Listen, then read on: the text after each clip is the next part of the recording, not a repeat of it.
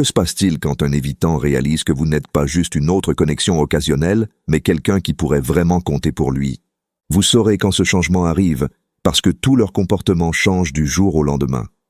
Un jour, vous vous envoyez des messages régulièrement, vous faites des plans, et tout semble naturel. Le jour suivant, ils sont distants, distraits, et soudain trop occupés pour les choses qui les excitaient avant. C'est comme si quelqu'un avait actionné un interrupteur dans leur cerveau qui dit « danger devant ». Ce ne sont pas des sautes d'humeur aléatoires ou une perte d'intérêt, c'est leur système nerveux qui reconnaît que vous avez traversé de la zone sûre vers un territoire qui pourrait vraiment les blesser si ça tourne mal. Quand les évitants sentent quelqu'un se rapprocher trop, ils ne font pas que reculer. Ils activent tout un arsenal de comportements protecteurs conçus pour créer de la distance sans avoir à admettre qu'ils ont peur. Comprendre à quoi ressemblent ces comportements peut vous épargner des mois de confusion, de doute sur vous-même, et d'essayer de réparer quelque chose qui n'a jamais été cassé au départ. Vous ne faisiez rien de mal quand ils ont commencé à agir différemment. Vous faisiez en fait tout bien, ce qui est exactement ce qui les a terrifiés. La première chose que font les évitants quand ils sentent que vous vous rapprochez est de créer de la distance émotionnelle par des excuses pratiques. Ils ne disent pas « j'ai peur de combien je t'aime » parce que cela nécessiterait une vulnérabilité pour laquelle ils ne sont pas prêts. Au lieu de cela, ils deviennent soudain incroyablement occupés avec le travail, les obligations familiales ou des projets personnels qui n'existaient pas quand vous avez commencé à vous connecter. Ce ne sont pas nécessairement des mensonges. Les évitants sont maîtres pour se convaincre que tout le reste dans leur vie a soudain besoin d'attention urgente au moment où une relation commence à sembler significative. Il est plus facile d'être genuinement occupé que de confronter le fait qu'ils fuient l'intimité. Vous remarquerez qu'ils arrêtent d'initier le contact autant, prennent plus de temps à répondre aux messages et semblent moins enthousiastes à propos de faire des plans. Quand vous passez du temps ensemble, ils peuvent sembler distraits ou comme si leur esprit était ailleurs. Ce n'est pas parce qu'ils n'apprécient pas votre compagnie, c'est parce qu'ils mènent une bataille interne entre vouloir être proche de vous et avoir besoin de se protéger de ce vouloir. Les excuses pratiques servent plusieurs buts.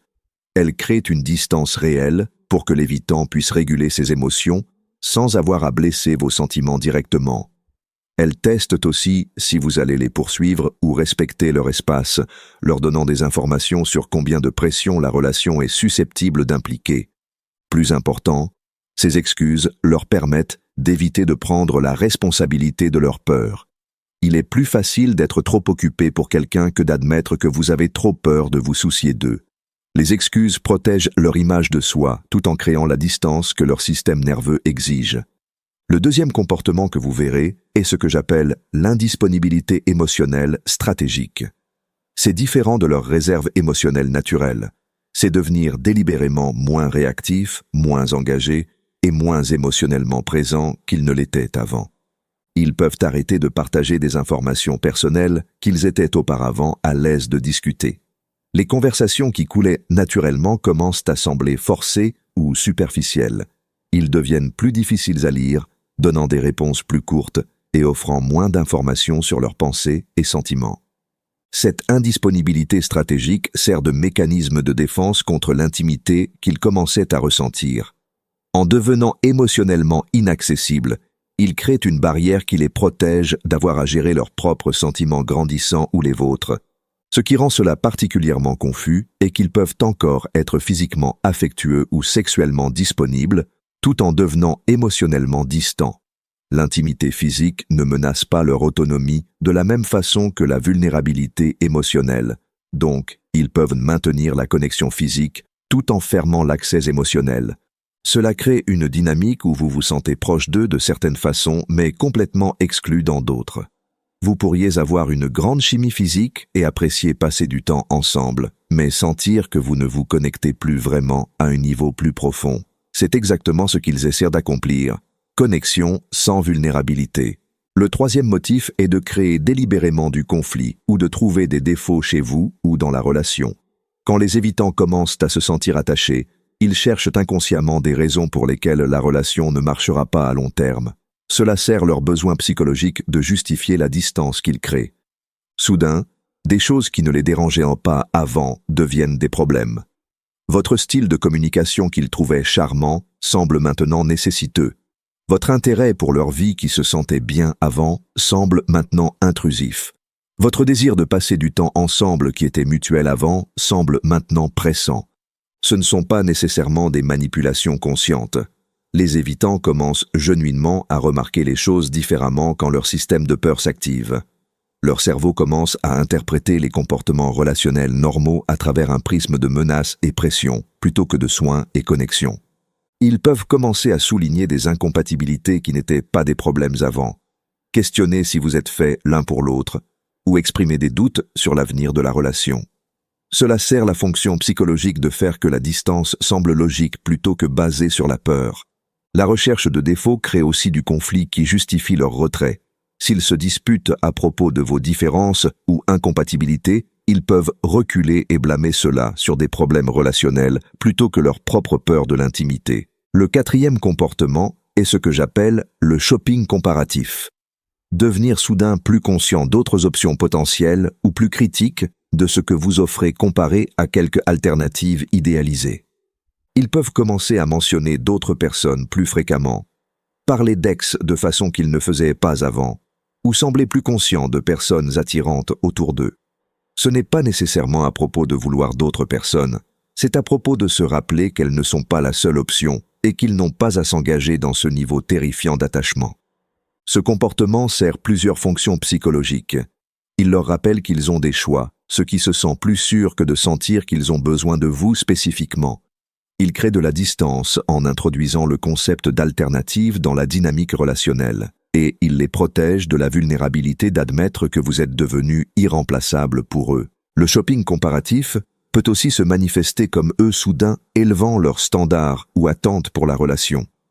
Des choses avec lesquelles ils étaient heureux avant ne sont plus assez bonnes.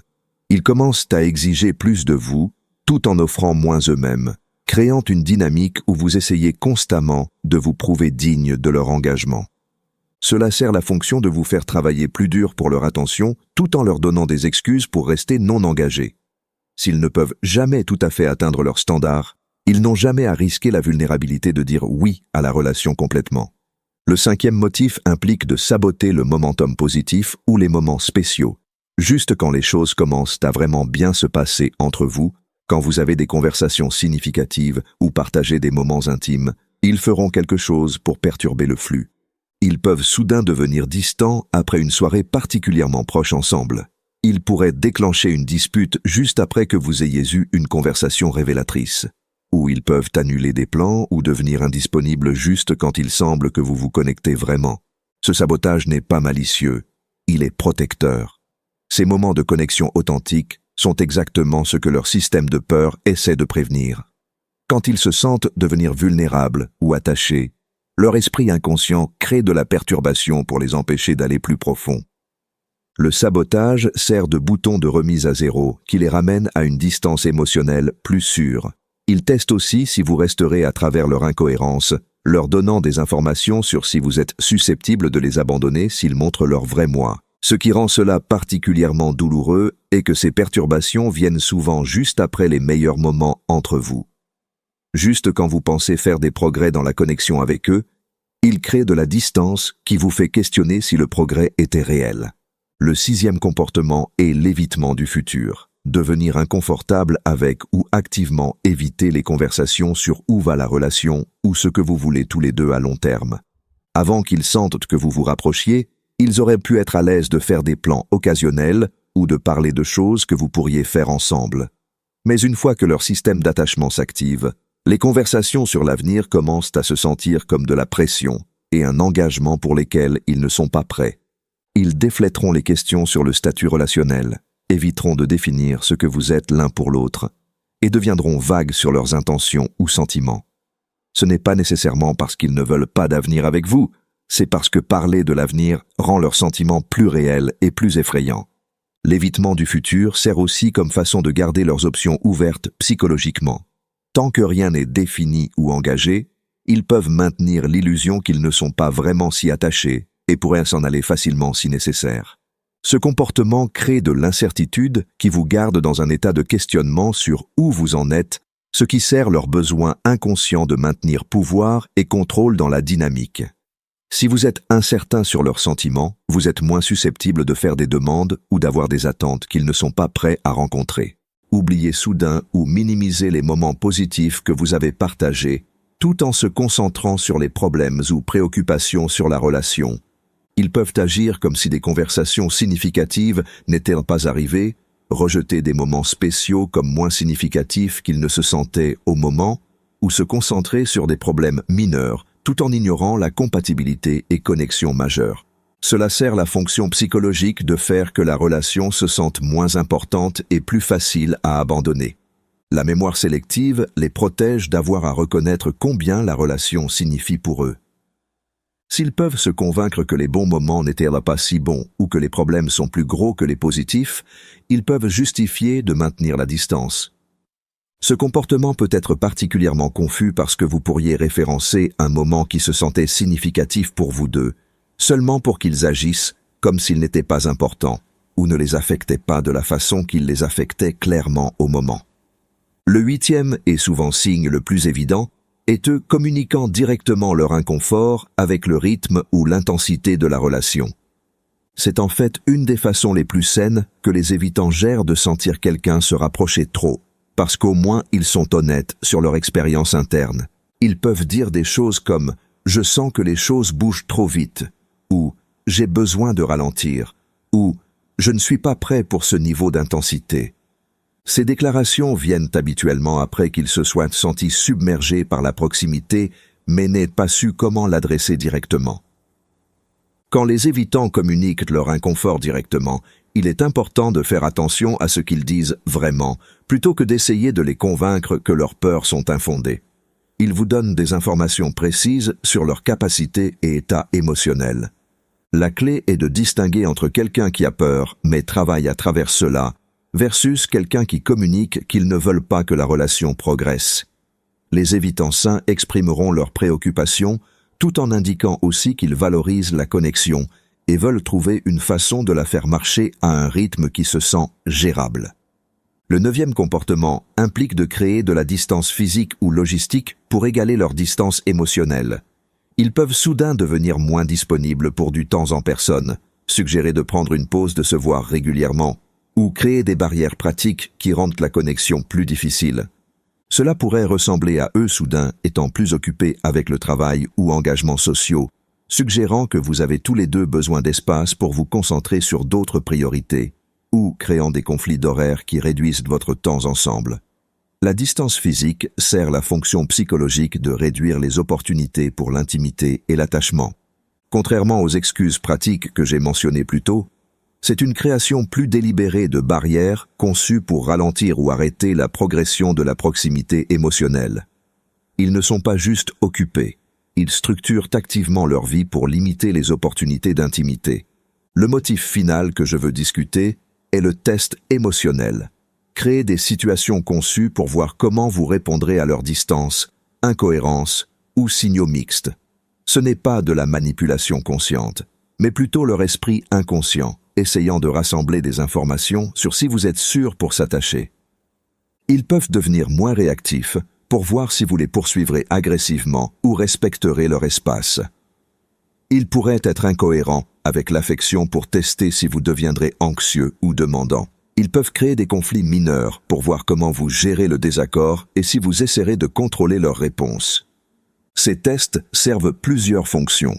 Ils aident les évitants à évaluer si vous êtes susceptible de devenir collant, demandant ou contrôlant s'ils vous laissent vous rapprocher. Ils créent aussi des situations où ils peuvent observer votre style d'attachement et compétences de régulation émotionnelle. Plus important, les tests les aident à déterminer si vous êtes quelqu'un qui essaiera de les changer ou les presser d'être différents, ou quelqu'un qui peut les accepter comme ils sont tout en maintenant votre propre stabilité émotionnelle.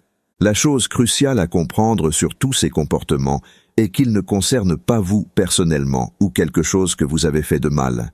Ce sont des réponses automatiques qui se déclenchent quand les évitants sentent leur sécurité émotionnelle être menacée par la possibilité d'attachement réel. Mais voici ce qui rend cette situation particulièrement complexe. Les évitants ne réalisent souvent pas qu'ils font ces choses. Ils ne sont pas assis à planifier comment créer de la distance ou saboter l'intimité. Ces comportements arrivent inconsciemment pendant que leur système nerveux essaie de réguler ce qui se sent comme une intensité émotionnelle accablante. Ce manque de conscience crée des couches additionnelles de confusion et douleur pour tous ceux impliqués. L'évitant peut genuinement croire qu'ils sont juste occupés, ou qu'ils sont raisonnables sur le rythme relationnel, ou qu'ils adressent des préoccupations légitimes sur la compatibilité. Ils ne mentent pas quand ils donnent ces explications. Ils ne peuvent souvent pas voir leurs propres motifs.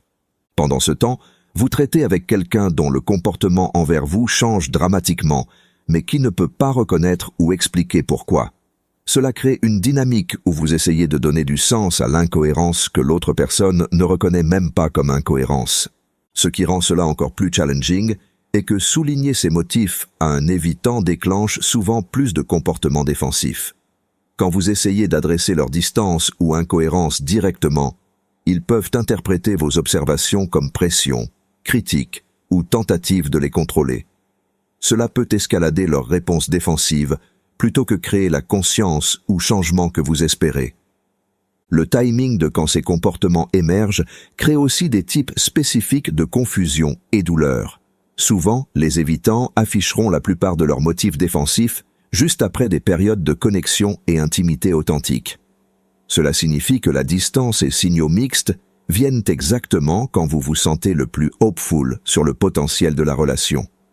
Ce timing n'est pas accidentel. C'est précisément quand les évitants se sentent le plus vulnérables et menacés.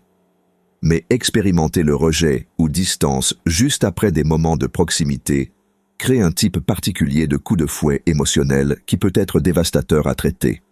Vous pourriez vous retrouver essayant constamment de recréer ces moments de connexion, tout en naviguant des périodes de plus en plus fréquentes de distance et confusion. Cela crée un cycle addictif, où le renforcement intermittent de bons moments vous garde investi malgré le motif général étant émotionnellement dommageable. Une autre couche qui est importante à comprendre est comment ces comportements défensifs affectent l'évitant lui-même. Pendant qu'ils peuvent se sentir soulagés quand ils créent la distance avec succès, ils expérimentent aussi souvent confusion, solitude et regret sur leurs propres motifs. Beaucoup d'évitants rapportent se sentir frustrés avec eux-mêmes pour saboter des relations qui allaient en fait bien. Ils peuvent reconnaître à un certain niveau qu'ils repoussent des gens qui leur tiennent à cœur, mais se sentir impuissants à changer ces réponses automatiques. Ce conflit interne ajoute une autre dimension à leur comportement qui peut être difficile à comprendre de l'extérieur. Parfois, vous verrez des aperçus de cette lutte interne quand ils font des commentaires sur leurs propres motifs relationnels, expriment de la confusion sur pourquoi les choses tournent toujours mal pour eux, ou semblent genuinement perplexes par leur propre comportement. Ces moments peuvent être déchirants parce qu'ils révèlent que les motifs défensifs sont souvent aussi frustrants pour eux qu'ils le sont pour vous. L'évitant peut aussi passer par des cycles d'essayer de changer leur comportement ou être plus disponible, suivis par des périodes où leurs motifs défensifs s'intensifient. Cela crée de l'espoir qu'ils travaillent sur les choses, suivi par de la déception quand les vieux motifs refont surface plus fort qu'avant. Comprendre la différence entre comportement conscient et inconscient chez les évitants aide aussi à expliquer pourquoi les stratégies traditionnelles de communication relationnelle ne marchent souvent pas avec eux. Quand quelqu'un n'est pas conscient qu'il crée de la distance, leur demander de communiquer à ce sujet ou de le changer peut se sentir comme se faire demander de réparer un problème qu'ils ne croient pas exister. C'est pourquoi se concentrer sur vos propres réponses à leurs motifs marche souvent mieux que d'essayer de les faire reconnaître ou changer leur comportement défensif. Vous ne pouvez pas contrôler leur niveau de conscience de soi, mais vous pouvez contrôler combien de leurs motifs défensifs inconscients vous êtes disposé à absorber et accommoder. Il y a aussi quelque chose d'important à comprendre sur comment ces motifs peuvent escalader au fil du temps s'ils ne sont pas adressés. Quand les évitants créent la distance avec succès à travers ces comportements sans conséquence, les comportements deviennent souvent plus prononcés dans les relations futures. Chaque fois qu'ils utilisent distance, conflit ou indisponibilité émotionnelle pour réguler leur anxiété sur l'intimité, ils renforcent des chemins neuraux qui rendent ces réponses plus automatiques. Cela signifie que les évitants qui ont été dans plusieurs relations deviennent souvent plus habiles à créer de la distance, pas moins.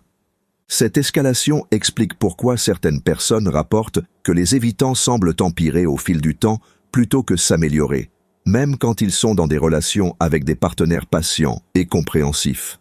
Sans travail conscient pour adresser ces motifs, ils tendent à devenir plus ancrés plutôt que de s'améliorer naturellement. L'impact sur votre propre système d'attachement est un autre facteur crucial qui est souvent négligé.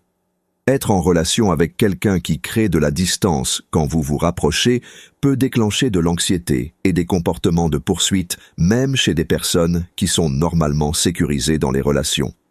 Vous pourriez vous retrouver devenant plus anxieux, plus vigilant sur leurs humeurs et disponibilités, ou plus concentré sur essayer de maintenir la connexion que vous ne l'avez jamais été avant.